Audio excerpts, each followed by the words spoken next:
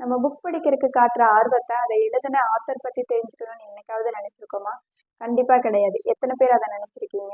ஆனா அவங்க லைஃப்ல எவ்வளவு கஷ்டப்படுறாங்க, அந்த புக்கை பப்ளிஷ் பண்றதுக்கு எவ்வளவு கஷ்டப்படுறாங்க அப்படிங்கறத வந்து நம்ம கண்டிப்பா தெரிஞ்சுக்கணும்.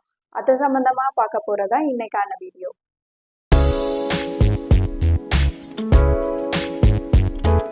எல்லாருக்கும் ஹாய், வெல்கம் டு புக்வே. இன்னைக்கு நம்ம புக்வேல என்ன புக் பார்க்க போறோம் அப்படின்னா, செக்காவின் மீது பனி பெய்தது பை ராமகிருஷ்ணன். இந்த புக்கை பத்தி நான் சொல்றதுக்கு முன்னாடி, நீங்க ஆங்கில புத்தகம் நிறைய படிப்பீங்களா? அப்போ நீங்க கண்டிப்பா படிக்க வேண்டிய புக்னா அது இதுதான். இதுல நிறைய ரஷ்யன் ஆத்தர்ஸ் பத்தியும், அவங்க லைஃப் ஸ்டைல் எப்படி இருந்தது, அவங்க ஒரு புத்தகம் எழுதுறதுக்கு எவ்வளவு கஷ்டப்பட்டாங்க, அவங்க லைஃப்ல என்ன மாதிரியான ஸ்ட்ரகிள்ஸ் கொண்டு வந்தாங்க, அவங்களோட இறுதி காலம் எப்படி இருந்தது அப்படிங்கிற மாதிரி நிறைய விஷயங்களை வந்து இந்த புக்ல எழுதியிருப்பாங்க.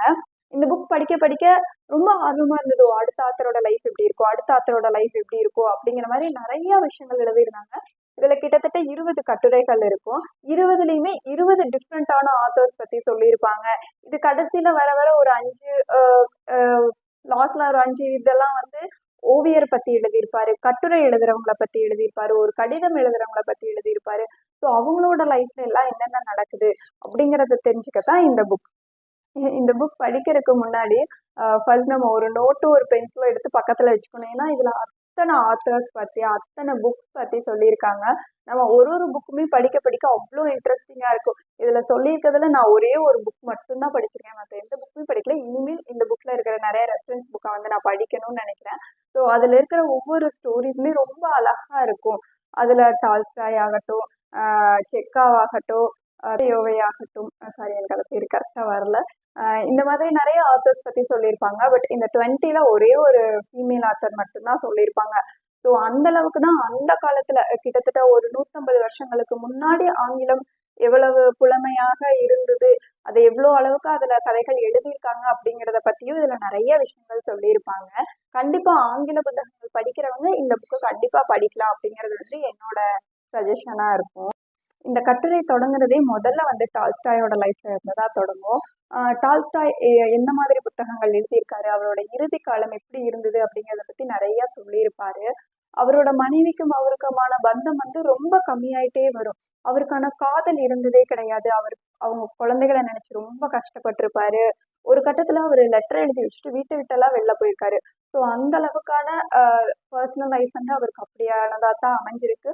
ஆனா அவர் எழுதுற ஒரு புத்தகத்திலையும் அவர் எப்படி வாழணும்னு நினைச்ச கதாபாத்திரங்களை பத்தி எழுதியிருப்பாரு, இல்ல அவரையே ஒரு கதாபாத்திரமா வச்சு கதைகள் எழுதியிருப்பாரு.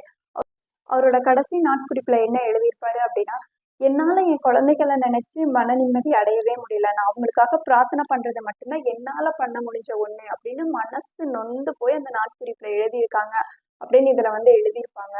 ஸோ ஒரு ஆத்தரோட லைஃபுமே வந்து ரொம்ப ஸ்ட்ரகிள்ஸா மட்டும்தான் போயிருக்கும். கடைசி காலத்துல அவங்க தனிமையை மட்டும்தான் உணர்ந்திருப்பாங்க அப்படிங்கிறத வந்து இந்த புக் படிச்சுதான் நான் தெரிஞ்சுக்கிட்டேன்.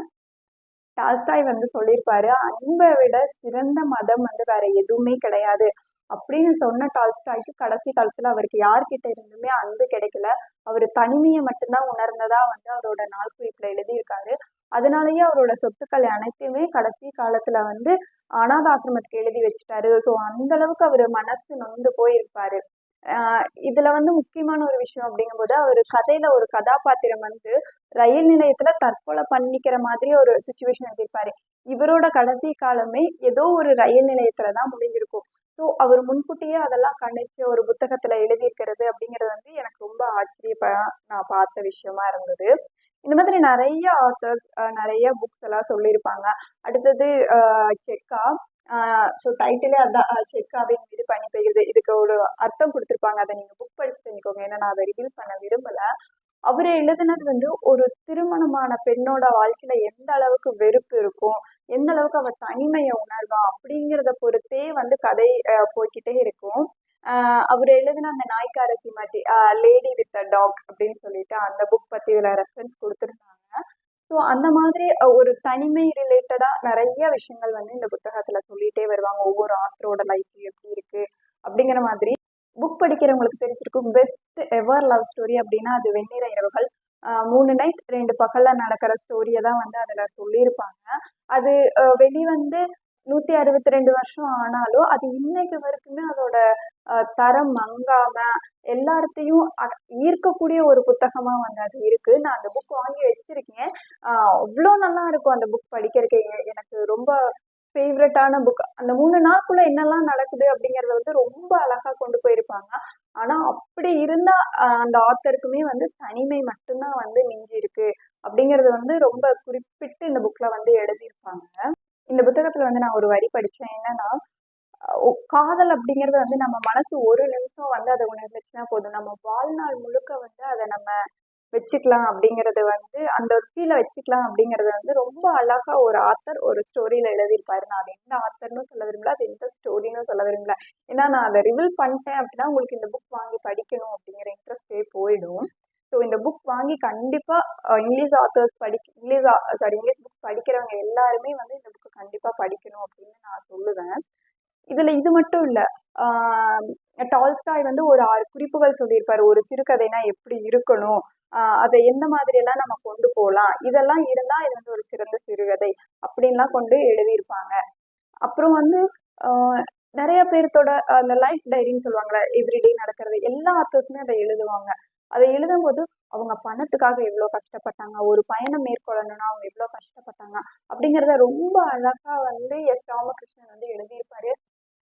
கண்டிப்பா இந்த புக் படிச்சதுக்கு அப்புறம் நிறைய நம்ம ஆங்கில புத்தகங்கள் படிக்கணும், அதுல என்ன மாதிரியான ஸ்டோரிஸ் இருக்கும் அப்படிங்கறத நம்மளுக்கு தெரிஞ்சுக்கணும்னு ஒரு ஆர்வம் வரும். நானுமே இந்த புக் படிச்சதுக்கு அப்புறம் சரி ஓகே, இனிமேல் நம்ம வந்து ஒரு ஆங்கில புத்தகம் படிக்க ஆரம்பிக்கலாம். ஏன்னா நான் இப்ப வரைக்கும் படிச்சது ஃபுல்லாமே தமிழ் புத்தகங்கள் மட்டும்தான். என்னோட ஷெல்ஃப்லயே எல்லாமே தமிழ் புக் தான் இருக்கும். ஒண்ணு கூட இங்கிலீஷ் புக் மேக்சிமம் இருக்காது. எனக்கு தெரிஞ்சு ஒரு 2 என்னமோ தான் வச்சிருக்கேன். அதுவுமே வந்து பெரிய புக்ஸ் எல்லாம் கிடையாது, ரொம்ப சின்ன சின்ன புக்ஸ் தான். பட் இந்த புக் படிச்சதுக்கு அப்புறம் இவ்வளோ நல்ல புக், இவ்வளோ நல்ல ஆத்தர் கிட்ட இருந்து நம்மளுக்கு கிடைச்சிருக்கா, இனிமேல் நம்ம வந்து அதை ஃபாலோ பண்ணணும், அதை படிக்கணும் அப்படிங்கிற ஒரு எண்ணம் வந்து எனக்கு வர ஆரம்பிச்சிருக்கு. இந்த புத்தகம் முழுக்க முழுக்க ஒரு காதல் அடிப்படையாவே கொண்டு போயிருப்பாங்க. ஒரு ஆத்தருக்கு வந்து ஒரு காதல் எவ்வளவு தேவைப்படும், அது எப்படி கிடைக்காம போகுது, அதுக்காக அவங்க எவ்வளவு ஸ்ட்ரகிள் பண்றாங்க, யார் மூலமா அவங்களுக்கு சப்போர்ட் கிடைக்குது அப்படிங்கறத பத்தி எல்லாமே இதுல இருக்கிற அந்த 20 கட்டுரைகளுமே ரொம்ப அழகா கொண்டு போயிருப்பாங்க. அவங்க எவ்ரிடே டைரி எழுதிட்டே வரும்போது அதுல இறுதி காலத்துல யாருமே வந்து நான் சந்தோஷமா இருந்தேன் அப்படின்னு எழுதியிருக்கோம், எல்லாருமே அந்த தனிமையை தான் எழுதியிருப்பாங்க. இதுல வந்து டால்ஸ்டாய் கிட்ட ஒரு இன்டர்வியூல சொல்லியிருப்பாங்க, அவங்க மனைவி வந்து கேட்டாங்களா, நீங்க ஏன் வந்து இப்போ புக்ஸ் எழுதுறதே இல்ல அப்படின்னு டால்ஸ்டாய் வந்து சொல்லியிருப்பாரு, எனக்குள்ள காதலே கிடையாது, அப்படி எப்படி நான் வந்து புக் எழுத முடியும் அப்படிங்கும்போது அவங்க மனைவி கேட்டிருப்பாங்க, ஏன் என்னை காதலிக்க வேண்டியதானே அப்படின்னு கேட்கும்போது டால்ஸ்டாய் கொஞ்சம் கூட மனசாட்சியே இல்லாம ஒரு விஷயம் சொல்லுவாரு, எனக்கு உன் மேல வெறுப்பு மட்டும்தான் இருக்கு, காதல் கிடையவே கிடையாது. ஏன்னா நீ அந்த அளவுக்கு என்னைய மனசோர்வுக்கு கொண்டு வந்துட்டேன், அப்புறம் எப்படி நான் ஒரு புத்தகம் எழுத முடியும் அப்படின்னு வந்து அவர் சொல்லியிருப்பாரு. இதை வந்து 42 வருஷத்துக்கு அப்புறம் டால்ஸ்டாயோட மனைவி இன்னொரு இன்டர்வியூல சொல்லியிருப்பாங்க. ஸோ இந்த மாதிரி ஒரு எழுத்தாளர், ஒரு ஒரு எழுத்தாளருக்குன்னு இல்லை, நம்ம எல்லாத்துக்குமே காதல் அப்படிங்கிறது வந்து ரொம்ப முக்கியம். ஒருத்தர் வந்து நம்மளை நேசிக்கிறாங்க அப்படிங்கறதா நம்ம உயிர் நாடியாவே இருக்கும். நம்ம ஒருத்தர் மூலமா நேசிக்கப்படுறோம், ஒருத்தர் கண்ணுக்கு நம்ம அழகா தெரியறோம் அப்படிங்கறதா நம்ம வாழ்க்கையில ரொம்ப முக்கியமான விஷயமே. பட் ஆத்தர்ஸ் அப்படிங்கிறவங்களுக்கும் அது ரொம்ப நம்மளை விட அது ஒரு மடங்கு ஜாஸ்தி தான் தேவைப்படும்.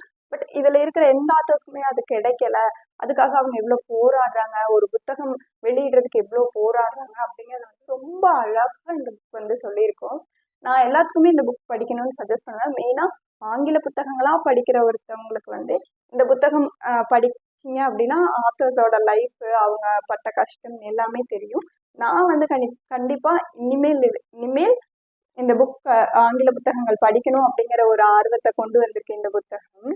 ஸோ என்னோட பர்சனல் ஃபேவரட்ல வந்து இந்த புக் வந்து ஆட் ஆயிருக்கு. ரொம்ப நாளா வாங்கி வச்சு படிக்காம இருந்த புத்தகம், பட் படிச்சு முடிச்சதுக்கு அப்புறம் ரொம்ப மன நிறைவா ஃபீல் பண்ணேன், ஓகே நம்ம ஒரு நல்ல புத்தகத்தை படிச்சிருக்கோம் அப்படின்னு. ஸோ யாருக்காவது இந்த புக் படிக்கணும்னு ஆர்வம் இருந்துச்சுன்னா அமேசான்ல அவைலபிளா இருக்கும்னு நினைக்கிறேன், வாங்கி படிங்க. நம்ம நெக்ஸ்ட் ஒரு வீடியோல சந்திக்கலாம். பாய்.